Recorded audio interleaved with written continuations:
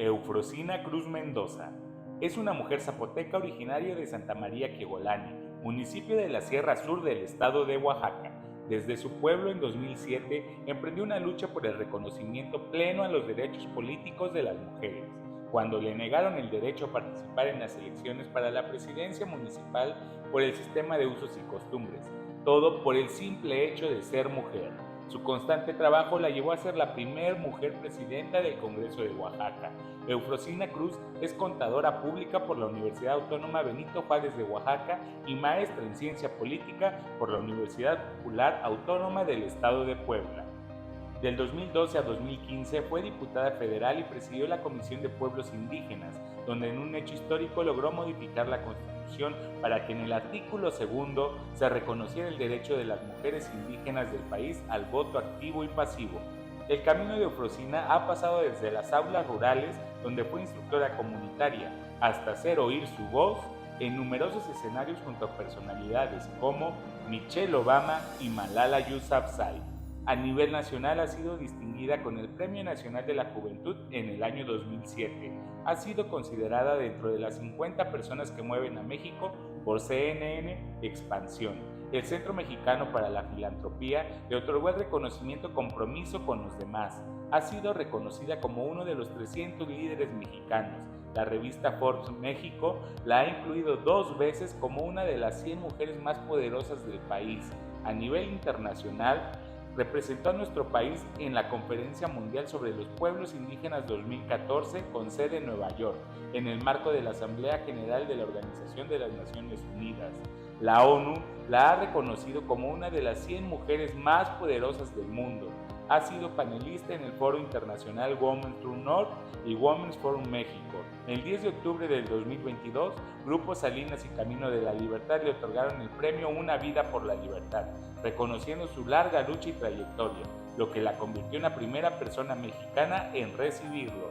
Su historia ha quedado plasmada en los filmes La Revolución de los Alcatraces, Hecho en México, Las Sufragistas y La Historia Invisible, así como en los libros Alas de Maguey, 10 rostros de movilidad social en México, Cuentos de buenas noches para niñas rebeldes, además de formar parte de la versión de 25 historias de mujeres poderosas del mundo. Es autora del libro Los sueños de la niña de la montaña, uno de los libros más vendidos a nivel nacional e internacional. Actualmente es diputada federal de la 65 legislatura, además de ser conferencista nacional e internacional, donde inspira con su historia y con su trabajo para la construcción de un mundo mejor para las mujeres y los pueblos indígenas y afromexicanos.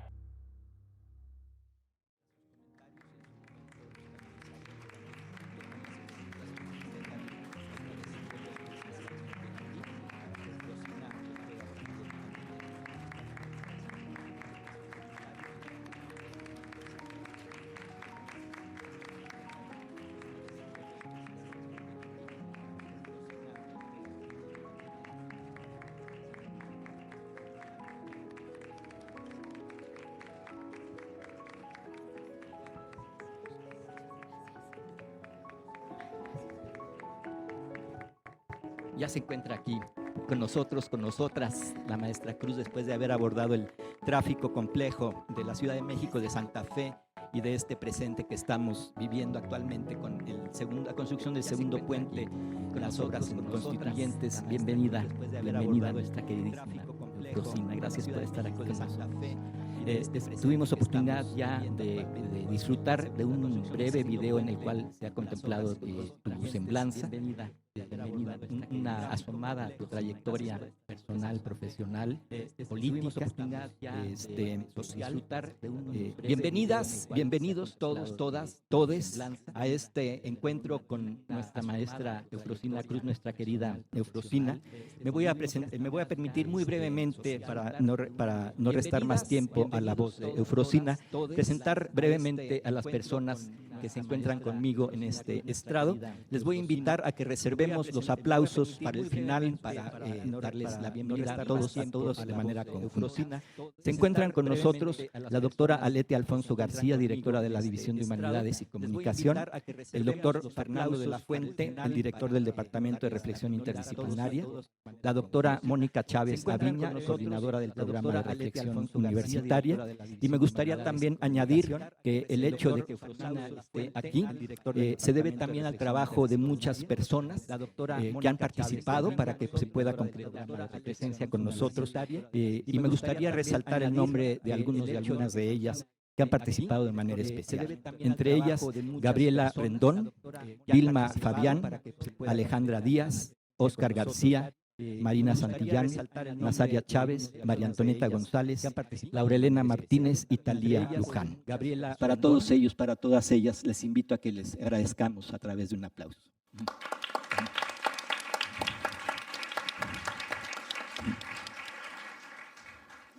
A continuación, nuestra directora divisional, la doctora Aletia Alfonso, nos hará favor de compartir algunas palabras para darle la bienvenida a nuestra invitada de honor el día de hoy. Gracias, Beto. Bueno, antes que nada, gracias por estar aquí, gracias por su paciencia. Bienvenida. Sí. Comienzo con dos reflexiones súper breves, una relacionada con vulnerabilidad y la otra con testimonio. La vulnerabilidad, se suele decir, es un signo de debilidad. Sin embargo, yo no lo creo así. Creo que es un signo de fortaleza, porque nos permite conocer los límites, los miedos, los límites que nos son impuestos. Y eso mismo nos ayuda a crear y trazar caminos, incluso sentidos de vida, planes a futuro, para poder reescribir nuestra historia, para poder reentender y rebasar estos límites, como pronto nos dirá o nos dará cuenta Eufrosina Cruz Mendoza. Esto es por un lado, y por el otro, la parte de testimonios. Escuchar testimonios, considero, es fundamental para comprender la riqueza y la complejidad de las experiencias humanas. Cada persona lleva consigo una historia única, llena de vivencias, de desafíos, en el mejor de los casos de triunfos, que a menudo resultan inspiradores y conmovedores. Al prestar atención a los testimonios de otras personas, ampliamos nuestra perspectiva sobre el mundo y sobre nosotros mismos. Fortalecemos la empatía. Nuestra capacidad también sale fortalecida. ¿Qué capacidad? La de relacionarnos con todos los demás, humanos y no humanos.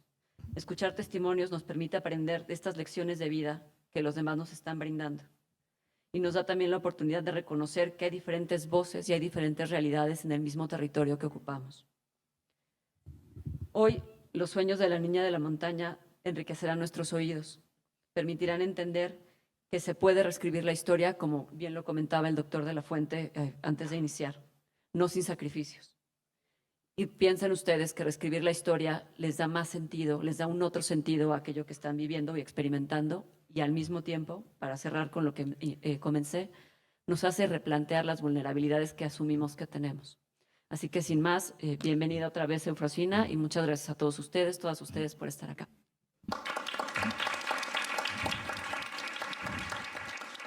Muchas gracias, estimada Aletia. Un honor que estés con nosotros el día de hoy, querida Eufrosina. Perdón por la confianza de hablarte de tú. Y pues, sin más, pasamos a escuchar tu voz tan potente, tan convincente, tan testimonial. Donde tú prefieras, donde tú prefieras.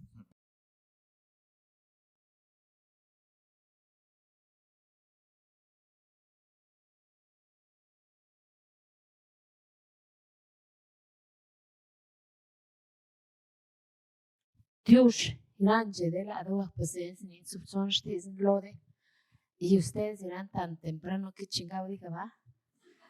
Bueno, primero una disculpa porque está bien cañón el bendito tráfico. Entonces se hacen 2 benditas horas y de entrada pues 1000 disculpas. Segundo, agradecer a todos los que han hecho posible este encuentro. Pero siempre cuando tengo oportunidad de tener este tipo de plática, siempre de entrada recalco, chavas y chavos, que yo no soy nadie para venir a decir qué chingado tienen que hacer, ¿eh? Yo vengo a compartirles la historia de una niña que la vida le dijo desde que nació cuál era su historia. por el hecho de haber nacido mujer, por el hecho de haber nacido indígena, porque vivo en una sociedad que de manera automática ya te dice cuál es tu historia por tu origen. Y mi origen era haber nacido en una comunidad indígena de este país. Y ya me dijeron que mi historia era repetir la historia de mi mamá, de mi abuela, de mi tía, que era casarme a los 12 años y tener un chingo de hijos, porque soy la víctima, porque soy el asunto, porque soy el tema, porque soy el problema. ¿Cuántas veces no han escuchado, chavas y chavos, hablar de los pueblos indígenas? Ahora de las mujeres, el asunto indígena, el tema indígena, el problema indígena, ¿sí o no? Los jodidos de este país. Pues no, chavos. Yo no soy un asunto, ¿eh? No soy un tema, soy persona. Soy posibilidad y soy oportunidad. Y eso lo entendí cuando tuve que arrebatar a la adversidad mi historia. Y entendí que nadie tiene derecho de construir y de decidir sobre esto, que es mi propiedad, o sea, mi cuerpo. Y sobre mi cuerpo decido yo, de lo bueno y de lo malo que haga con ella. Nadie tiene derecho de decir que por tu origen ya está definida tu historia, por más adversa que pueda ser esa circunstancia. Yo vengo de una comunidad en donde mi mamá y mi papá nunca tuvieron chance de ir a la escuela, ¿eh? No saben leer, no saben escribir. Mamá tuvo 10 hijos. A la más grande papá la casó a los 12 años. A los 13 años a la mujer que más admiro, ya era mamá. A los 31 años ya tenía 9 hijos. Uso y costumbre. Y lo habíamos normalizado. Y todos habíamos amparado, sostenido, avalado eso. Es que así son, es que así es, ¿sí o no? Pues no, así no es. Eso se llama violencia, eso se llama abuso. Todas las de mi edad, o la mayoría de las mujeres de mi edad, chavas y chavos, yo tengo 44 años. Son abuelas. Yo, Frosina Cruz, de 44 años, tengo un hijo de 10 años, pero porque yo lo decidí, no mi historia, no mi origen. Decidí construir mi historia a pesar de los nos que me habían dicho. Y una comunidad indígena, imagínense una comunidad hace más de 30 años, en donde no había luz, no había carretera, no había hospital, no había nada. Yo no sabía que existía secundaria, prepa, menos universidad.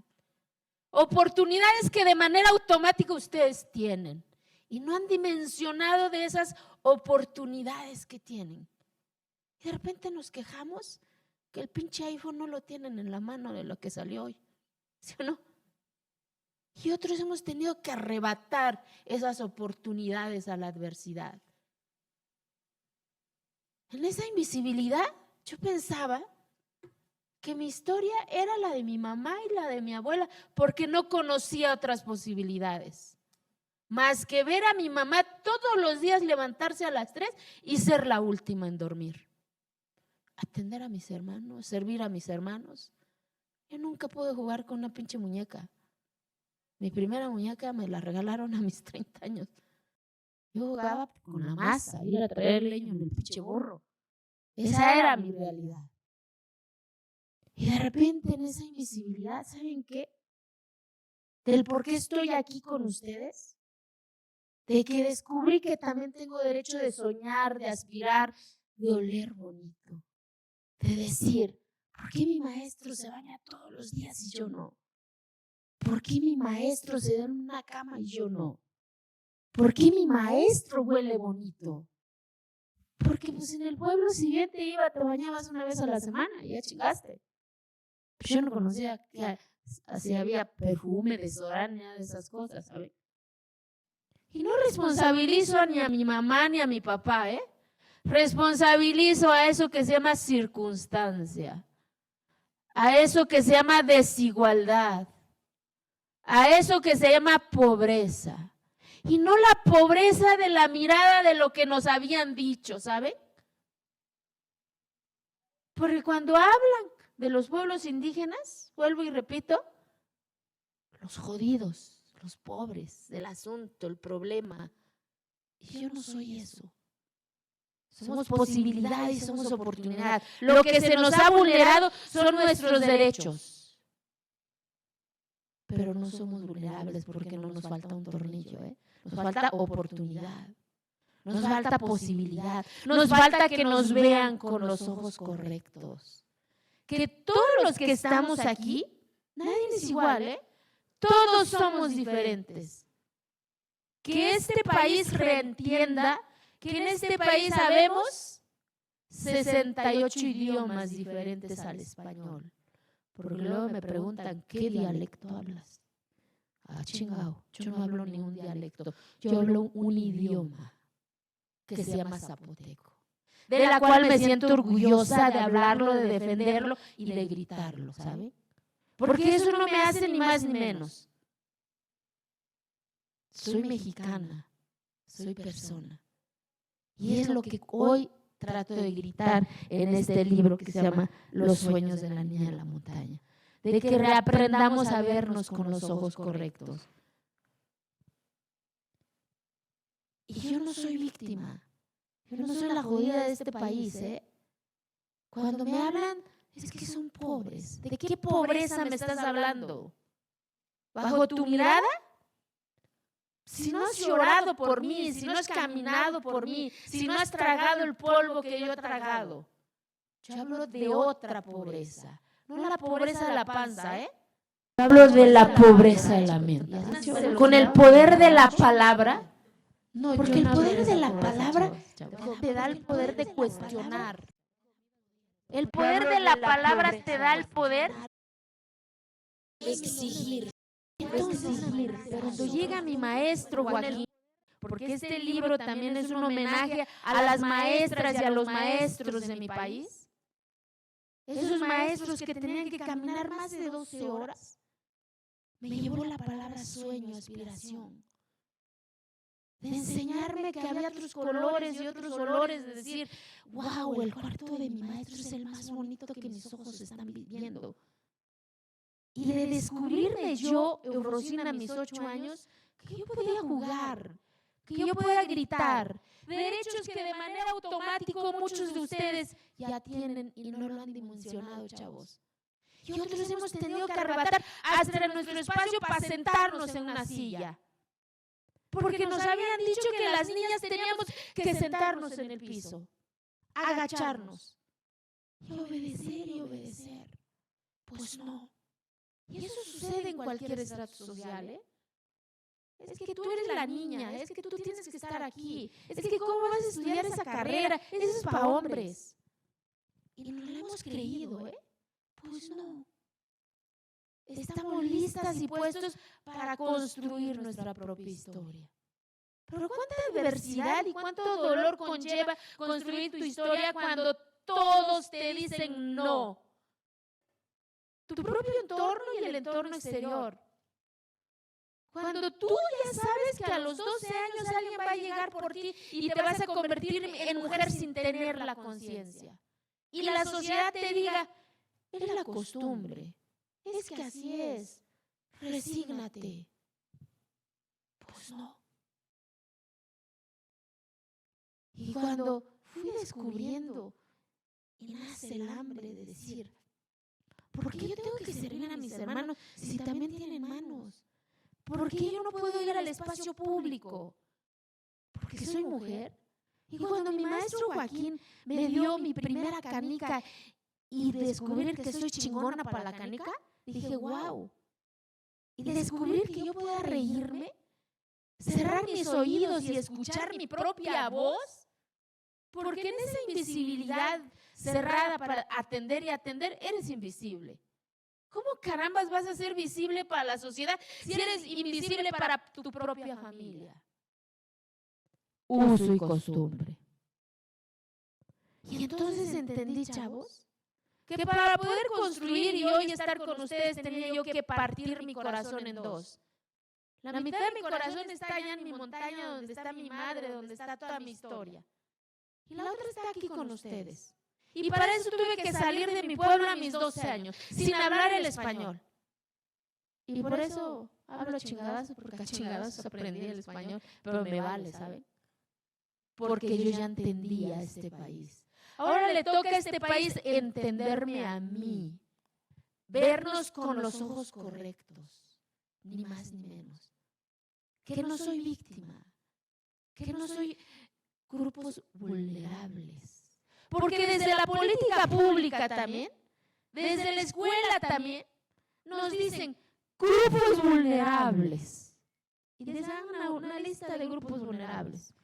Mujeres indígenas, pueblos indígenas. Ah, chingado. Pues no. Porque la misma palabra de la vulnerabilidad ya te está limitando tu capacidad. Vuelvo y repito, no soy grupos vulnerables. Desde esa mirada se tiene que cambiar. Y llego a lo que se llama ciudad, por primera vez. A mis 12 años, por primera vez subí una pinche cosa que se llama autobús. Y la pinche guacareada, porque en mi vida me había subido una de esas cosas. Pinche diésel. Y llegar a un entorno que no es mío, chavos, donde la gente me veía de pies a cabeza, porque cuando vas con tu traje, de manera automática, llegó el indio. Y te ven de pies a cabeza como si fueras museos andante. Sí, en serio. Y lo sigue haciendo.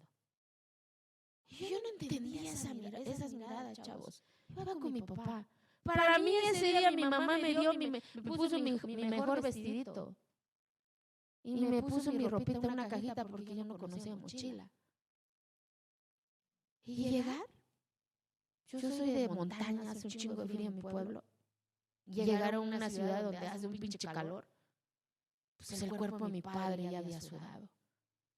Y la gente nos quedaba viendo de pies a cabeza. Yo no entendía en ese momento por qué me dolía esas miradas. Por qué esa hostilidad me dolía. Ya con el poder de la palabra que fui arrebatando cada eslabón de mi vida, fui entendiendo eso. Que eso se llama discriminación. Eso se llama exclusión. ¿Y saben qué? Duele un chingo. Pero también entendí con el poder de la palabra que los ignorantes eran ellos, yo no. Porque los que me veían con esa indiferencia eran ellos, yo no. Y entonces dije, ¿y ahora qué hago aquí? En donde nadie te escucha. Pues a sobrevivir, mijita. ¿A quién le dicen que quieren estudiar? ¿Quién le dices que tienes hambre? Pues a trabajar y a estudiar, mamacita. No hay de otra, ¿eh? Y en la adversidad, chavos y chavas, hay dos caminos nada más, ¿eh? Regresar a lo que ya tú conoces, a lo que ya otros ya construyeron para ti, o a pesar de la adversidad, construir tu propia historia. Mi sueño en la prepa, ¿saben cuál era, chavos? Comerme una pinche torta de choriqueso, pero no había los centavos. O irme en camión a la escuela. Pues mamacita, vete a pie, porque no te va a alcanzar hoy. O comprarme un libro. Imposible. Pues sácale copia, mija. Yo me acuerdo que compraba yo mi aguja capotera y hacía yo mi otro librito con esas copias que sacaba yo, porque no alcanzaba. Y entonces en esa adversidad entendí dos cosas. Yo decía, tienen razón, no me corresponde esto, no merezco estar en este espacio. Esto no es para mí. Tenía razón mi papá cuando me dijo, ¿para qué vas a estudiar si las mujeres no estudian? Si las mujeres son para servirse, para servir, para casarse. Tiene razón. Mejor me regreso para el pueblo. Ahí tan siquiera tengo comida ya gratis, ¿saben? Aquí ni para la torta me alcanza. Cuando llego a mi cuarto que se llama Soledad y volteaba y me sobraba un pedacito de tortilla del día de ayer, yo me acuerdo que compraba yo mi aguja capotera y hacía yo mi otro librito con esas copias que sacaba yo, porque no alcanzaba. Y entonces en esa adversidad entendí dos cosas. Yo decía, tienen razón, no me corresponde esto, no merezco estar en este espacio. Esto no es para mí. ¿Para qué voy a estar aquí? Si me duermo con la panza vacía. Y yo decía, pero si regreso al pueblo, ya sé mi historia. Ya sé mi historia que han construido otros. ¿Qué es? Casarme, tener hijos, repetir exactamente la historia de mi mamá, de mi abuela y de todas. Ahí naces y ahí mueres. Y tan siquiera aquí, a pesar de la adversidad, ¿saben, chavos? Yo tenía una posibilidad real. Mi maestro Joaquín me enseñó a construir mi posibilidad imaginatoria porque yo no conocía otra realidad más que esa cotidianidad de mi montaña. Y en esa adversidad yo ya estaba construyendo una posibilidad real. ¿Y saben cuál era? Era tan siquiera elegir si me casaba o no me casaba, si tener hijos o no tener hijos. Ya era una posibilidad real que la vida me estaba poniendo bajo mi decisión. Y eso es, chavos, que ustedes construyan su realidad bajo su decisión. Nunca permitan que otros impongan su realidad. Y ustedes que tienen más oportunidad, ¿qué chingado no pueden hacer? Porque es bien fácil cuestionar, ¿eh? Es bien fácil criticar. La lengua no tiene hueso y dice un chingo de cosas. Pero hacer que cambie eso que no les gusta a ustedes, ese es el reto. Pero para cambiar hay que asumir esas responsabilidades. De lo bueno y de lo malo, ¿eh? Yo quería ser doctora y soy contadora pública. Nada que ver, ¿verdad? Pues y entonces entendí también que para llegar al sueño, de repente hay que desviar el camino. Porque para llegar a tus sueños, pues sí, dicen yo sueño. Ya decreté, pues sí está chingón, soñar, decretar, pero hay que chingarle todos los días, porque nada sucede por arte de magia. Hay que trabajar todos los días, y es hoy, chavos, no es mañana, es hoy. Y entendí que el camino para llegar a mis sueños no es recto. Para llegar a los sueños se llora, se frustra, y le dices, ya, a chingar suerte, ya no quiero nada. Y eso se llama miedo. Los no son los miedos. Y entendí que los nos era el miedo de decir, ya tengo 100 nos. Toda la vida todos me dijeron, no lo hagas. ¿Para qué lo vas a hacer? No te toca, no lo mereces. Y arrebaté mi sí, chavas y chavos. Y por mi sí hoy estoy aquí, construyendo y decidiendo mi realidad. De lo bueno y de lo malo, bajo mi decisión. Cada una de mi decisión ha sido mía, de nadie más. Y entonces dije, para estudiar está cañón. A mis 19 años, yo no creo en los subsidios, yo creo en las corresponsabilidades. Porque cuando el subsidio dejas de aspirar, de soñar. Y entonces me entero de un programa que se llama CONAFE. Entonces me fui a una comunidad más alejada que la mía a dar un año de servicio. La comunidad me da un año de alimento. Al término, el gobierno que sea, me dio mis 3 años de beca. Para mí era lo más chingón. Y llegué a mis 19 años a la capital de mi estado, ciudad universitaria, rectoría. Y ahora qué chingado, ¿cómo se come eso? Vi la cola de medicina y yo dije, pues está cañón, algún día. Y vi la de derecho, estaba larguísima. Vi la de contaduría y dije, che, suerte, está más corta, de aquí soy. Así saqué mi ficha de contadora pública y no me arrepiento. Porque aprendí que 1 más 1 es igual a 2, derechos y obligaciones. Porque no nada más es exigir, es asumir tu responsabilidad para cambiar eso que no te gusta a ti. Y terminé mi carrera trabajando y estudiando, Los domingos tenía yo que pagar mi renta y me convertí en mamá de mis hermanos los más chiquitos. No alcanzaba. Entonces me iba de botarga los fines de semana, mis respetos para los que están en la esquina porque hace un pinche calor ahí adentro. Pero lo que me refiero, chavos, es que ni siquiera la adversidad tiene que ser el límite para alcanzar sus sueños de ustedes. Que la adversidad sea la fuerza para que lleguen a sus sueños. Y termino mi carrera de contadora pública. Entonces me regreso al pueblo y las cosas seguían igual. Mi madre seguía levantándose a las 3 y era la última en dormirse. Y yo, según la letrada, porque en la escuela me habían dicho que hay un librito que dice que se llama Constitución Política de los Estados Unidos Mexicanos, artículo 2, que todos somos iguales, pues resultaba que eso valía cacahuate. Las niñas no podían ir a la cancha, las niñas seguían sentándose en el piso. Y entonces entendí el segundo momento de mi vida que yo tenía que modificar esa circunstancia. Y para eso, para romper paradigmas, hay que volverse los anormales. La loca, el loco, la chamaca que andaba con todos los chamacos del pueblo. Ahora imagínense, ¿qué representó eso para mi padre? Y este libro también es un reconocimiento al amor infinito que me dio mi papá. El amor infinito que me dio ese señor que no sabía leer, que no sabía escribir, fue el haberme dejado ir a los 12 años. Porque rompió su propio paradigma. ¿Cuánto dolor conllevó para ese señor decir, está bien, pero te olvidas de nosotros? Era su protección para protegerme quizás, porque también nunca había salido del pueblo y dejarme en un entorno que quizás pensó que nunca me iba a volver a ver. Pero me soltó. Y el amor en silencio, mi mamá, cuando me hizo mi cajita, me puso 100 pesos en la mano. Hace 30 años 100 pesos para una mujer indígena era un chingo de lana, chavos. Y por esos 100 pesos estoy aquí al frente de ustedes. Porque me dijo, ve y construye tu historia. Y arrebaté a la adversidad mi historia.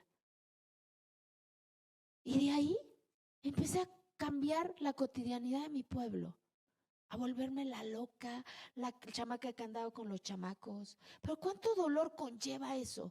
Ver a papá y a mamá diciendo, ya párale, nos van a correr del pueblo. Una comunidad no más de 1,200 habitantes. Tus hermanos, ya ves, te lo dijimos, aquí las mujeres no sirven.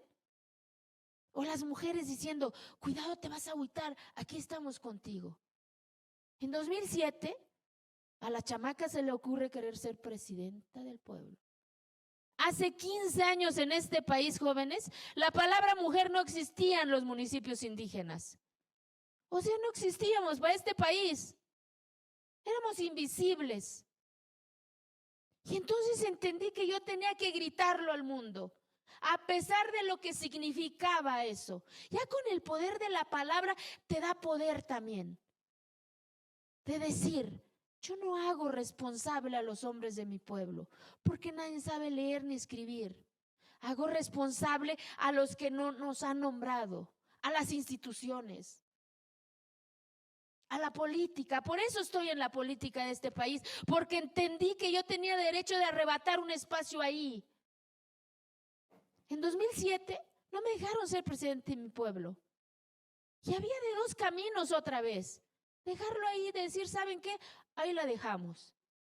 O gritar a este país y entender que yo tenía que adentrarme ahí para modificar la constitución de mi estado, para cambiar la constitución de mi país, que el mundo adoptara esa iniciativa y decirles que en 2010 esa niña que otros ya habían decidido construir su historia estaba modificando la constitución de su estado.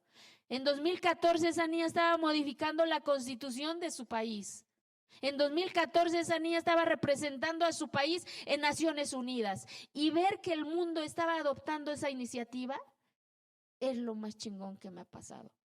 Y hoy decirles que mi estado tiene 570 municipios, 417 se rigen por usos y costumbres, y hoy hay más de 27 mujeres siendo presidentas municipales de sus comunidades.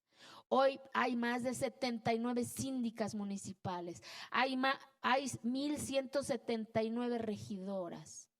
Y lo menos importante es votar y ser votadas, es que nos vean, que existimos. En 2010 hicieron un documental sobre mi historia que se llama La Revolución de los Alcatraces. Y se levanta mi mamá. En 2010, por primera vez, las mujeres de mi pueblo ejercieron su derecho a votar y ser votadas. Un derecho que de manera automática todos ustedes nacieron con eso. Y no han dimensionado lo que significa. Y otras hemos tenido que arrebatar hasta ese derecho a la adversidad. Para que nos nombren desde las leyes, desde las instituciones. Asumiendo todo lo que significaba con eso. Y en 2010, ver a mi mamá levantarse tempranito, ponerse su mejor vestidito y su listón. ¿Saben por qué? Porque la estaban llamando en el bendito aparato de sonido del pueblo a la ciudadana Guadalupe Mendoza Martínez. Por primera vez, un grupo de mujeres se sentaron en el Palacio Municipal. De eso se trata la igualdad, de que nos vean, de que nos nombren. Y hoy sigo en la política, ¿saben? Porque tenía un pendiente. Todos los días en este país, ¿saben cuántas niñas se casan? En el nombre del uso y costumbre, más de 38 niñas. Del 2011 a 2021, más de 153 niñas fueron obligadas a casarse. Somos el primer país en pornografía infantil, en consumir y en producirlo.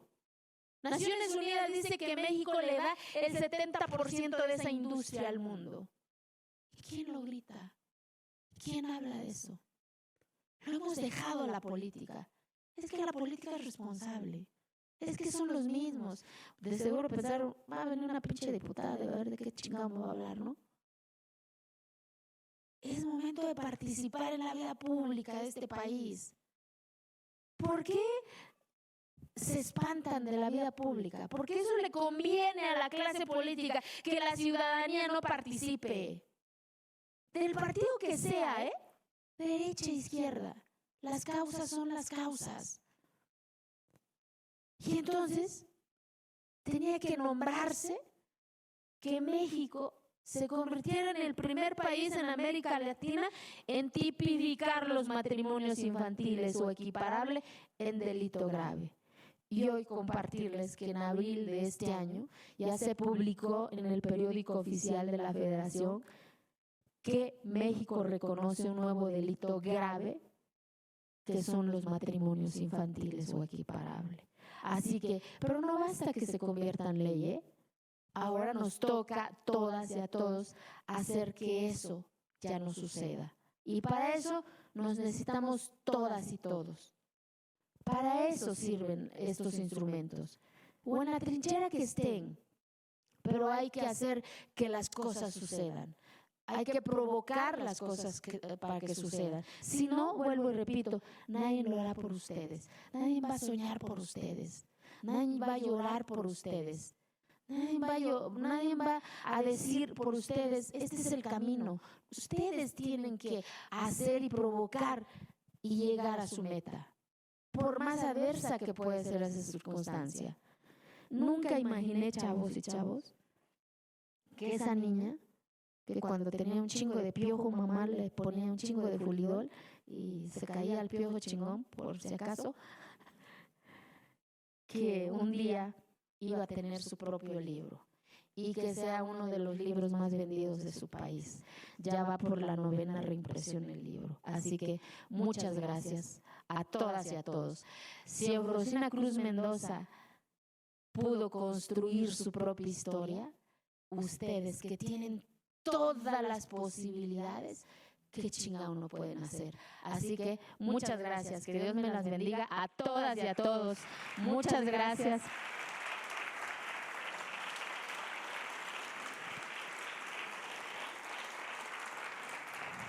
Tampoco, nunca imaginé estar en un libro también en 101 mujeres extraordinarias que cambiaron el mundo. Y en este libro vienen 2 mexicanas, Frida Kahlo y su servidora de ustedes. Así que todo es posible, trabajándolo, chingándole todos los días. Muchas gracias, maestras y maestros, por este espacio.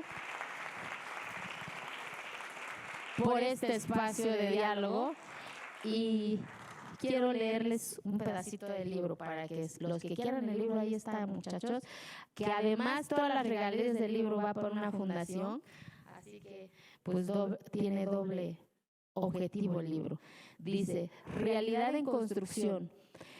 El reto que tenemos como seres humanos es desafiar la realidad que nos imponen para construir una realidad propia, llena de libertad, llena de lágrimas, de caídas, de luchas, pero también llena de logros y de decisiones. Esa realidad no me dijo lo que tenía que hacer. Yo construí y sigo construyendo mi realidad bajo mi decisión. No permití que la sociedad o la costumbre me impusieran lo que se suponía que era mi realidad. Todo eso me dio fuerza para construir y seguir construyendo mi realidad bajo mi decisión. Y a eso vengo a invitar las chavas y chavos, a que vayan y construyan su propia realidad, que nunca permitan que nadie les construya su realidad, porque ese día se pierde todo. Uno tiene que construir su realidad, porque este es tu primer derecho y tu primera obligación que tienes, que es tu propiedad, o sea, tu cuerpo. Y sobre tu cuerpo decides tú, nadie más. De lo bueno y de lo malo que hagas, es tu bronca, de nadie más. Así que muchas gracias.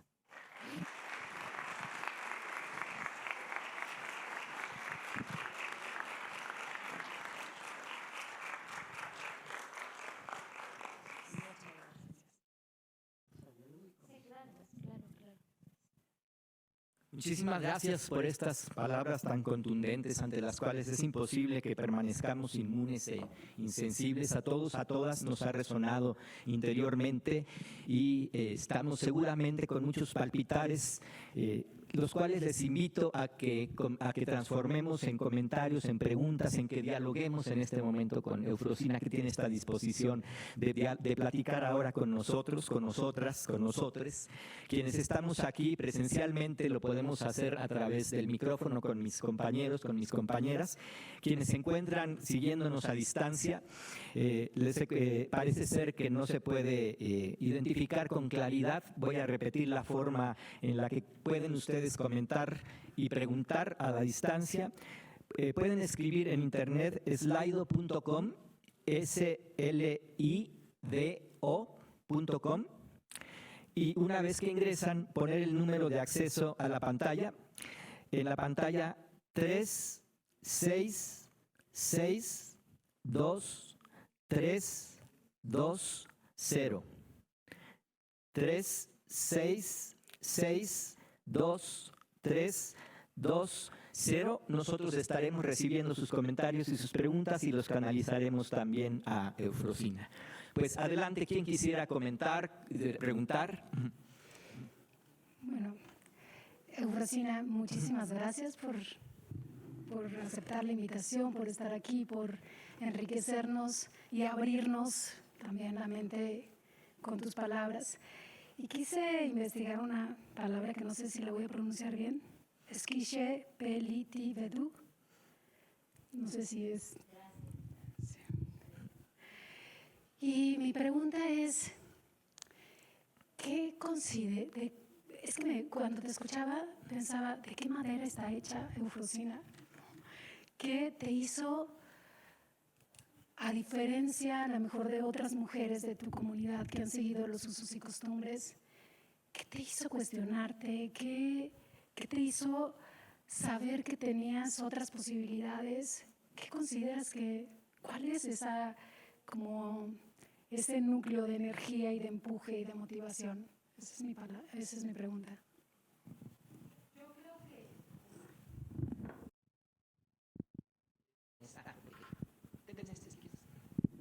Gracias. Primero se me pasó hace ratito que siempre, cuando tengo oportunidad, siempre recalco. Cuando dicen, es el uso y costumbre, ¿no? El uso y costumbre que yo amo, que yo defiendo, es mi lengua, mi vestimenta, mi fiesta, mi gastronomía, pero no la violación a los derechos humanos, aquí en donde sea.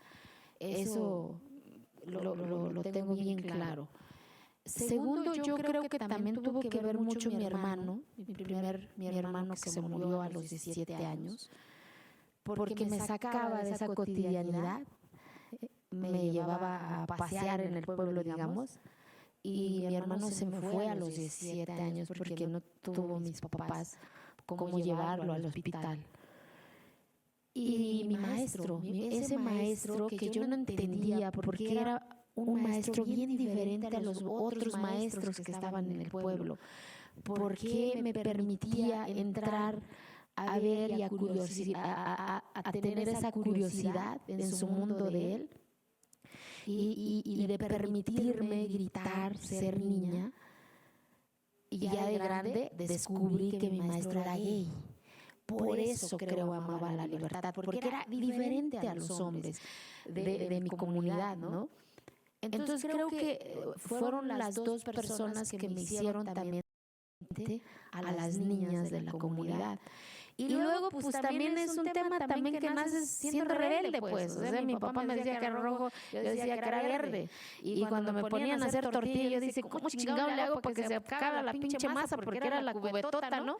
Y me acordaba que el bendito marrano comía agua de masa. Entonces yo decía, pues la mitad para el pinche marrano y la mitad hacía. Y mi mamá llegaba y me decía, ¿por qué tan poquita tortilla? Pues quién sabe, más que el marrano ya se ve chingado la masa, ¿no? De por sí siempre hay una rebeldía en nosotras y en nosotros. Rebeldía no es desobediencia, ¿eh?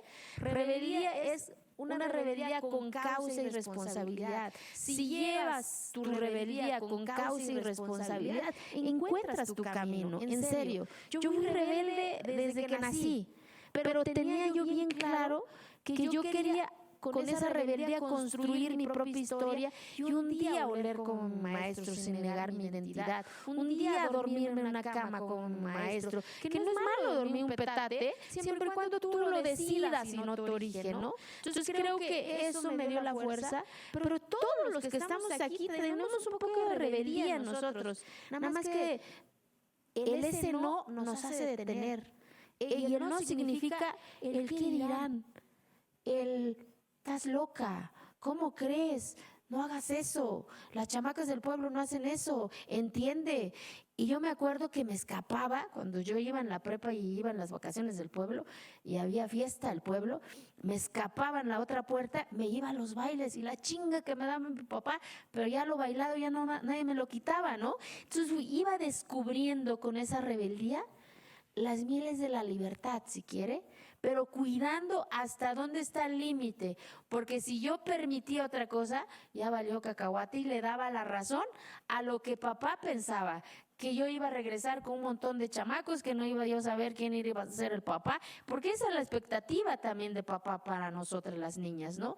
Entonces creo que eso, podría yo decir, que es una fuerza que ahí la tenemos todas y todos como seres humanos, una rebeldía, pero esa rebeldía lo detenemos por el no, por estas cosas que luego es que ¿qué va a decir la gente, no? Es que sé modosita, no lo hagas, las niñas se portan bien, las niñas no hablan eso, ¿cómo crees? ¿Qué van a decir de nosotras que no te digo nada? ¿Cómo crees? ¿Vas a manchar mi apellido? Luego dicen, pues no, aunque manche mi apellido, pues estoy construyendo mi historia. Así que no se preocupen de manchar el apellido, niñas. Ustedes construyen su historia, ¿sale? De nada.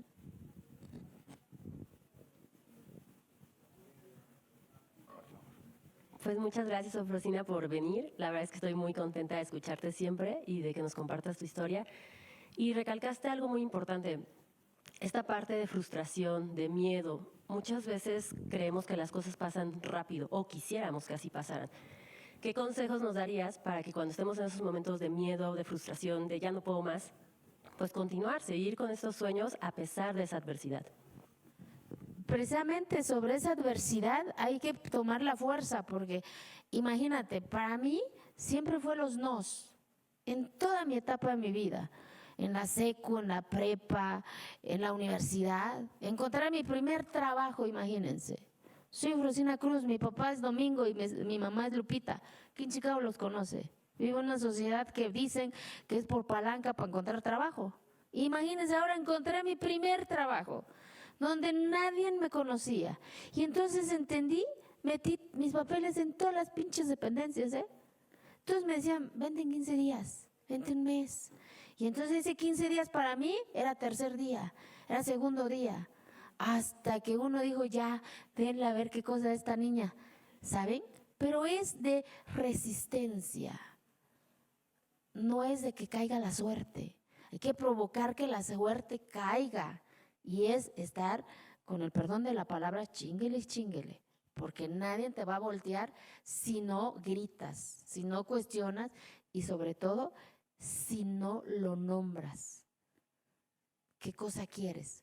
Entonces también entendí eso, que nada cae por arte de magia. Hay que provocar y es resistir, resistir. Porque el miedo también hace que desistas. Porque dices, ya lo intenté una vez, ya lo intenté 2 veces. Y pongo un ejemplo un poquito, por ejemplo, todos mis hermanos, por eso para mí la educación es el instrumento más poderoso para cambiar tu historia. Yo soy la primera en educarme en mi pueblo, chavos, en mi casa, en mi familia. Soy contadora pública, tengo una maestría y espero este año iniciar mi carrera de Derecho, a ver si la Ibero tiene carrera a distancia y ya chingamos. Y todos mis hermanitos chiquitos, tengo una hermana que es licenciada en matemáticas con una maestría, tengo un hermano que es arquitecto, tengo una hermana que es abogada, tengo un hermano que hoy tiene 56 años, hace 6 años terminó su licenciatura en pedagogía y es maestro. Y eso también me enseñó que nunca es tarde para iniciar. No importa cuántos años dijiste, no pude, no, inténtalo otra vez. Y todos mis sobrinos, los hijos de mi hermana, esa mujer que admiro un chingo, que tuvo 9 hijos y los 3 hijos primeros fallecieron porque seguramente su matriz era de niña, le viven 6 hombres, chavos y chavas. ¿Y por qué la admiro? Porque también me enseñó una cosa bien poderosa, que nombraran lo que hace en ese espacio que se llama hogar. Y como ella dice, yo no soy ama de casa aquí, yo trabajo en este espacio. Y entonces me enseñó que eso se llama trabajo del hogar, no ama de casa. Y entonces sus hijos eran los primeros que tenían que nombrarlo, 2. Y también tienen que contribuir a eso que se llama trabajo del hogar, porque le viven puros hombres, 6 hombres. ¿Y saben qué?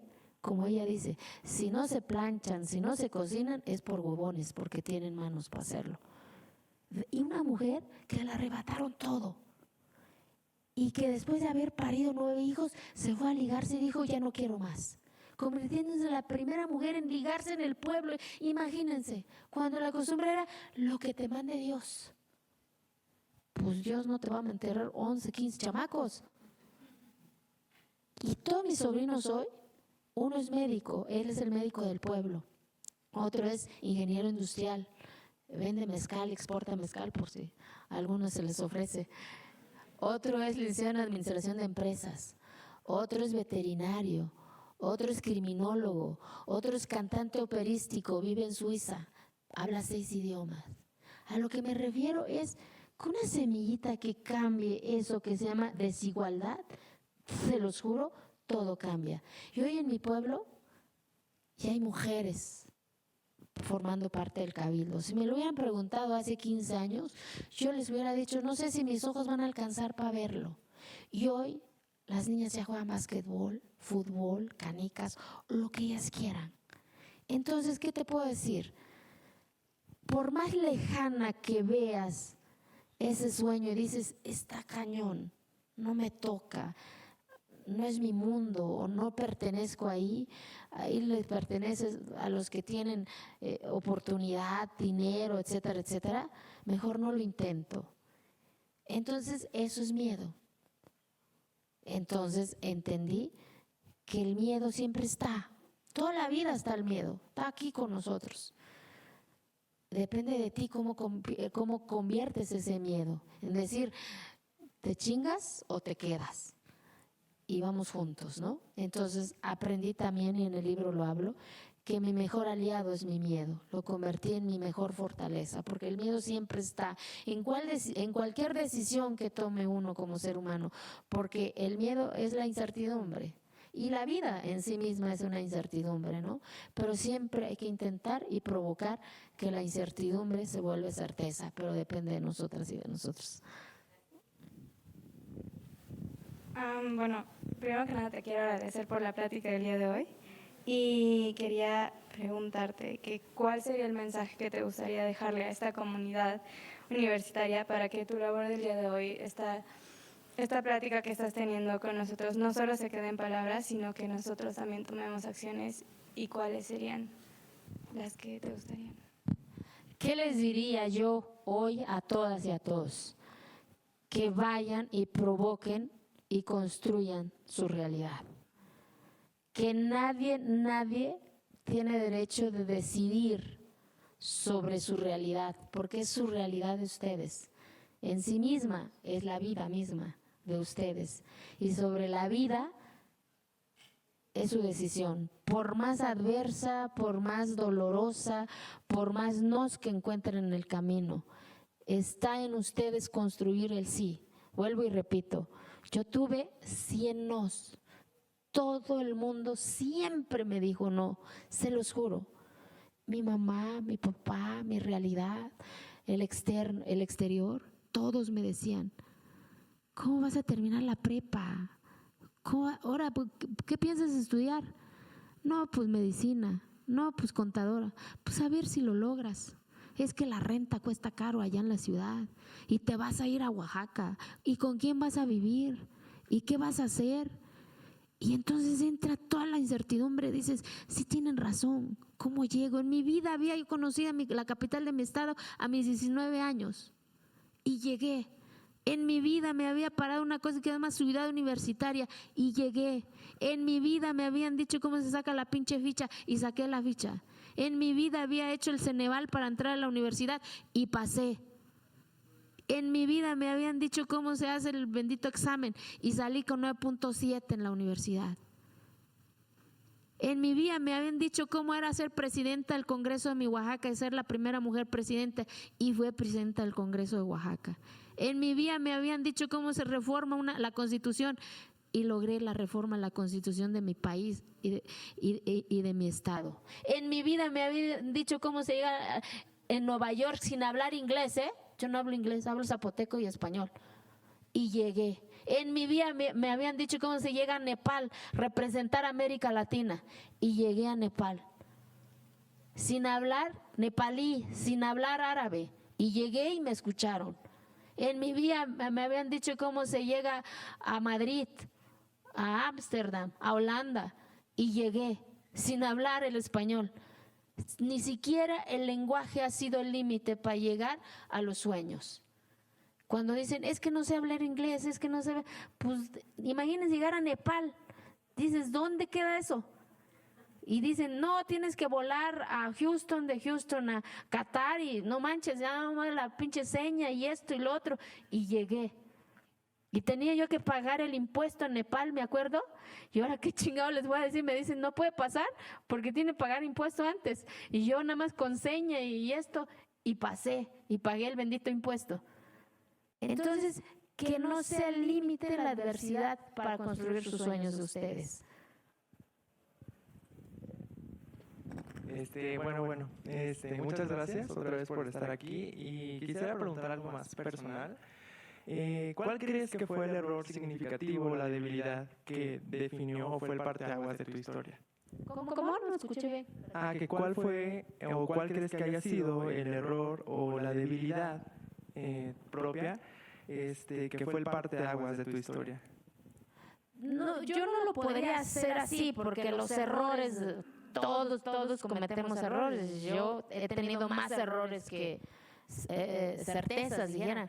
Pero de los errores aprende uno. Los errores son aprendizajes, los errores son experiencias, los errores es decir, no, por ese bendito camino ya caminé, ahí nos vemos, ¿no? Entonces, más que al contrario, yo diría que de los errores me han hecho más fuerte y me han hecho construir mejores decisiones.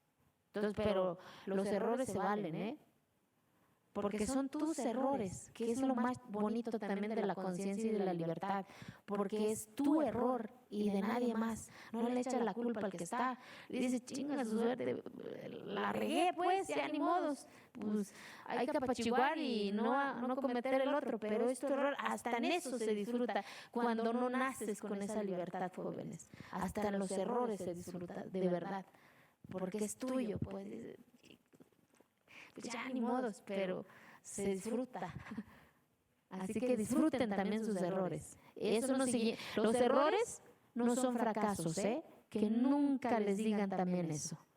Los errores no son fracasos, los errores son experiencias de vida.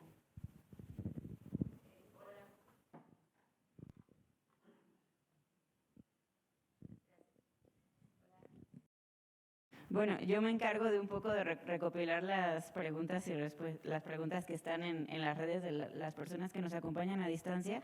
Están escribiendo pues bastante, entonces voy a intentar resumir algunas preguntas.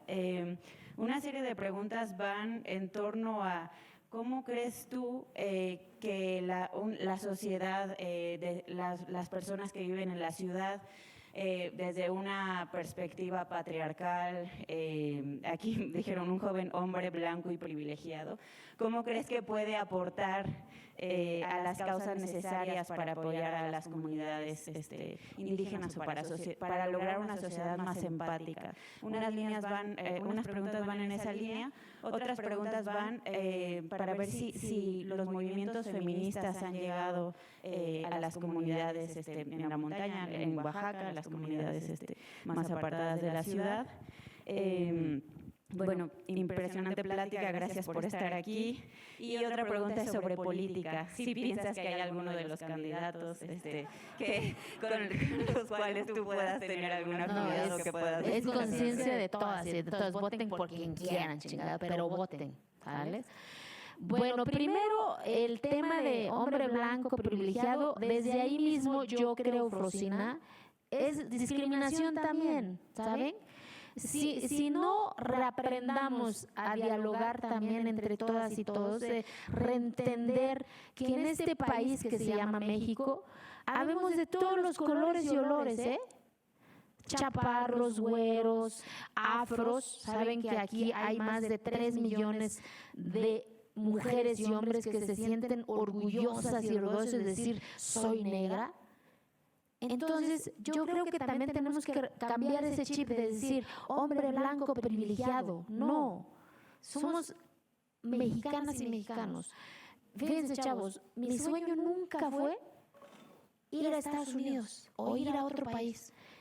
En mi vida pasó eso. A pesar de cuando más sentía la adversidad, nunca pasó por mi mente ir a otro país. Porque este es mi país. Soy responsable para cambiar lo poquito que pueda yo cambiar. Porque soy mamá de Diego y yo quiero entregar un país en donde crezca, que no por su origen, que no por su color, por no su orientación sexual, otros decidan su historia. Otros le digan, es que no te toca estar aquí, es que aquí no puedes entrar. No, porque esto que es de nosotros es México. Entonces, de entrada, yo diría a quien me haya hecho esa pregunta, creo que también tenemos que romper de decir hombre blanco privilegiado. No, pues es güero, es güera, es chaparra, chaparro, negra, color de cobre. Yo me siento orgullosa por mi color de piel. ¿Me explico? Entonces, yo creo que de eso. Nacer en el privilegio tampoco no es responsabilidad de ustedes. Son circunstancias de la vida, ¿saben? Yo no pedí nacer ahí en Santa María Quegolani. ¿Y cómo se llega? Pues soy chingona porque yo ya sé cómo se llega, ¿verdad? Entonces, tampoco ustedes. Pero eso sí, asumir responsabilidad sí. Con ese privilegio que nacieron, ¿qué responsabilidad tienen para igualar eso que se llama desigualdad, bajo otra mirada? Muchos de ustedes van a estar en tomas de decisión, ¿saben? Que van a tener ese privilegio porque el camino se les vuelve más fácil. Van a ser tomadores de decisiones de política pública, en iniciativa privada, en la vida pública, porque lo tienen más fácil si quieren. pero hagamos las cosas diferente, hagamos reglas diferentes. Por ejemplo, una lucha mía hoy es que las y los maestros del mezcal sean los que se reconozcan, que la utilidad les llegan a ellos, porque hoy en día, pues antes el mezcal se consideraba bebida de los pobres, ¿sí o no? Y hoy, no, pues el tepestate ya cuesta 800 la pinche copa, ¿no? Pero resulta que esos 800 se llegan a los intermediarios. A 4 empresas son las que están hoy acaparando la industria del mezcal. ¿Por qué? Porque las reglas para la competencia económica no está en igualdad. No puedes poner a un maestro mezcalero a competir con 400 conejos, con Maluma. ¿Por qué? Porque de entrada Maluma y 400 conejos de Cuervo tienen el 53% del IEPS para pagarlo por adelantado, el ICR. Y el maestro mezcalero no, porque produce para vender y poder reutilizar ese recurso. Entonces cambiemos la regla, reduzcamos el 53% o busquemos incentivos fiscales para poder llegar a eso que se llama igualdad. Y eso no es subsidio, ¿eh? Y entonces ese tipo de políticas públicas son las que ustedes podrían hacer. Conectividad. ¿Cómo hacemos para que el Internet llegue a estas comunidades? ¿Qué cambió también en mi vida? Que un día llegaron unos misioneros en mi pueblo, no había luz, pero llegaron con un pinche aparato que proyectaba luz en la pared de adobe que estaba ahí en el pueblo. Y para mí era lo más chingón que mis ojos veían, porque me paraba en ese foco y salía mi mano, salía mi trenza y decía, wow, ¿de dónde salieron estos? Porque yo nada más conocía el sol, la veladora, el ocote, ¿sabe? Y descubrir que había otra cosa que daba luz, eso también es aspiración de decir, wow. Ya cuando descubrí, era un pinche cañón, dije, esa chingadera es la que daba luz, ¿sabe? Pero nadie ya me había quitado ese conocimiento que yo había descubierto ese día. Y ahora imagínense en una montaña que hubiese internet, que estas niñas y estos niños conozcan que hay otras posibilidades, que hay otras realidades, que hay otros rostros, y digan, chingao, yo quiero ser astronauta, yo quiero ser ingeniera, hay una cosa que se llama museos. Entonces hay tantas opciones a través haciendo la política pública bajo otra mirada. Y ustedes van a tener esa oportunidad y ese privilegio. Pero no bajo el tema de hombre blanco privilegiado, porque para mí eso de entrada es exclusión. Nos estamos excluyendo desde ahí mismo. Es parte de la identidad ser güero, chaparro, gordo, flaco, indígena, no indígena, afro, no afro. Esa es la variedad y la grandeza de este país. Hay 68 idiomas en este país, más el español. Imagínense lo chingón que somos. Ningún país tiene tantos colores y olores que somos. Y sobre esa grandeza tenemos que construir esa igualdad. Pero está también en ustedes, chavas y chavos, porque nacieron en el privilegio, aprovechen ese privilegio para convertirlo y construir esa igualdad. Y la otra pregunta, ¿cuál era? El feminismo. Mira, yo siempre he dicho, sin la participación de los hombres no podemos llegar a la igualdad. Yo lo entendí y lo aprendí con mi papá, un señor que no sabía leer, no sabía escribir. Mi papá nunca me había dado un abrazo. Mi papá falleció hace 4 años, hace 5 años. Y entendí que yo tenía que abrazar a ese hombre para que un día ese abrazo se volviera suave y me diera mi mejor abrazo. Y me dijera, apúrate porque las señoras te están esperando. Entonces entendí que la igualdad se construye en el diálogo y en el respeto. Que nadie tiene derecho de insultar. La igualdad se construye en el diálogo y en el respeto. Y hoy puedo decir que en mi pueblo regreso y me tomo ese mezcal, pero por puro gusto, no por obligación. Y hoy los señores de mi pueblo, los que no me dejaron ser presidenta, me quieren. No todos, porque no soy monedita de oro, ¿va? Pero la mayoría, porque reaprendimos todas y todos que todos podemos estar en este espacio, dialogando en un diálogo de respeto. Así que, por supuesto, creo que muchas mujeres nos han marcado la pauta, pero no en ese radicalismo, sino en la construcción del diálogo para llegar a eso que se llama igualdad. Pero que es cierto también, nos ha dolido a las mujeres llegar y arrebatar nuestro espacio, pero también hemos entendido, yo creo, que si no arrebatamos nuestros espacios, nadie nos lo va a dar. Somos las que tenemos que provocar y arrebatar nuestros espacios, ni más ni menos. Así que, pues muchas gracias a todas y a todos por este espacio que brindaron. Muchas gracias, maestras y maestros, por este diálogo.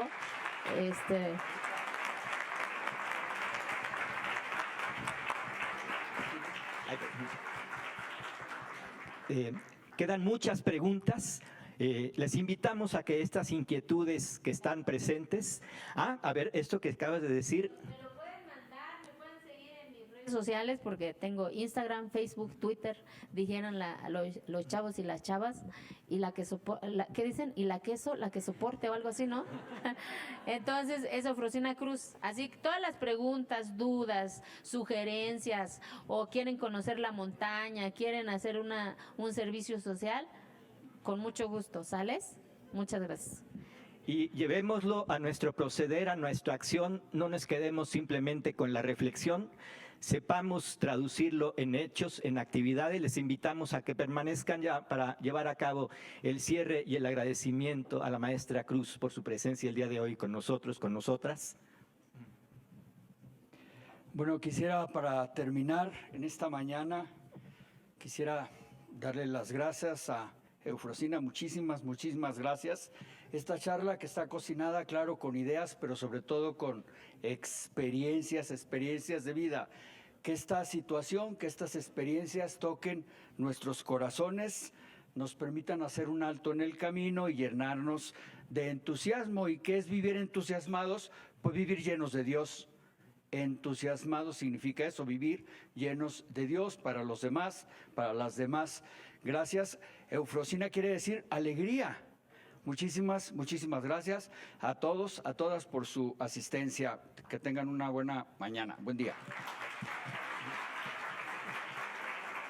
Y te queremos entregar esta constancia con mucha gratitud que dice así: el Departamento de Reflexión Interdisciplinaria otorga la presente constancia a Eufrosina Cruz Mendoza por su participación como panelista experta en la mesa de diálogo Los sueños de la niña de la montaña, memoria de una utopía cumplida, realizada en el marco de las actividades de la Expo ARU 2022, Justicia Social, Voces desde la Vulnerabilidad. Muchísimas gracias.